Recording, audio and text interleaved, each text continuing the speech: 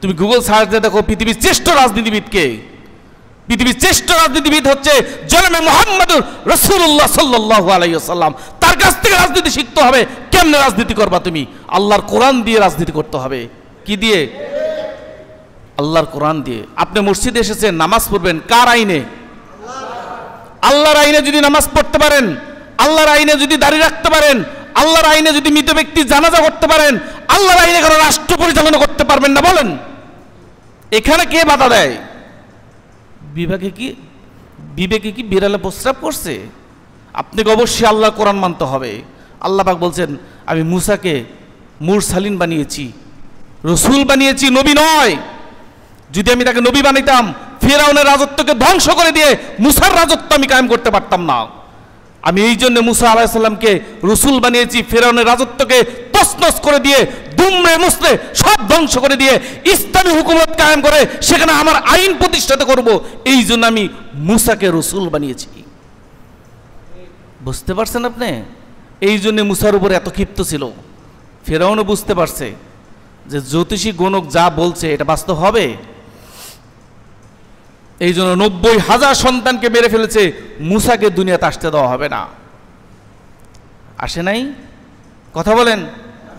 এসেছেন। কেউ বাধা দিতে পারছে? আল্লাহ যেই পরিকল্পনা করে সেই পরিকল্পনা ব্যর্থ করার অধিকার ক্ষমতা কারোর আছে? নেই।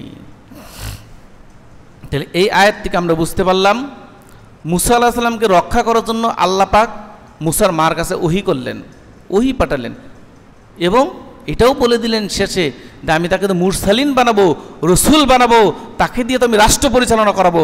সুতরাং তাকে হেফাজত করা এটা আমি আল্লাহ তাআলার নিজের দায়িত্ব। তাহলে যাকে দ্বারা রাষ্ট্র পরিচালনা করবেন তাকে হেফাজত করা কার দায়িত্ব?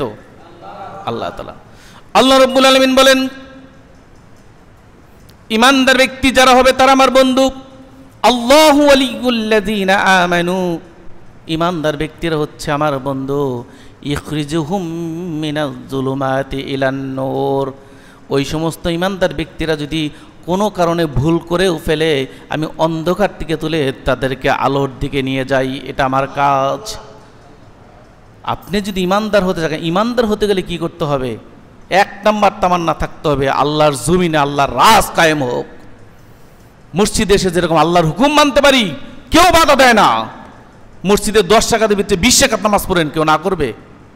কথা বলেন, না করবে না। মসজিদে এসে যত পারেন আল্লাহর হুকুম মানেন, আপনাকে কেউ না করবে না। মসজিদে বাহিরে আল্লাহর হুকুম মানতে গেলেই বাধা আসে। এই বাধা কে দেয়?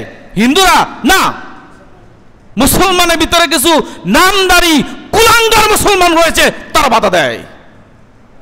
সাধারণ হিন্দুরা বাধা দিবে না। আপনার মাথা ঠিক রাখতে হবে, ব্রেন ঠিক রাখতে হবে যে দুনিয়াতে এসেছি পরীক্ষা দেওয়ার জন্য। বাপের বাড়ি যেখানে, সন্তানের বাড়িটাও সেখানে। আমার বাবার বাড়ি কোথায়? জান্নাতে। আপনার বাবা, আমার বাবার নাম কি? হযরত আদম আলাইহিস সালাম, তার বাড়ি কোথায় ছিল? জান্নাতে। উনিও দুনিয়াতে পরীক্ষা দিয়ে আবার জান্নাতে চলে গেছেন।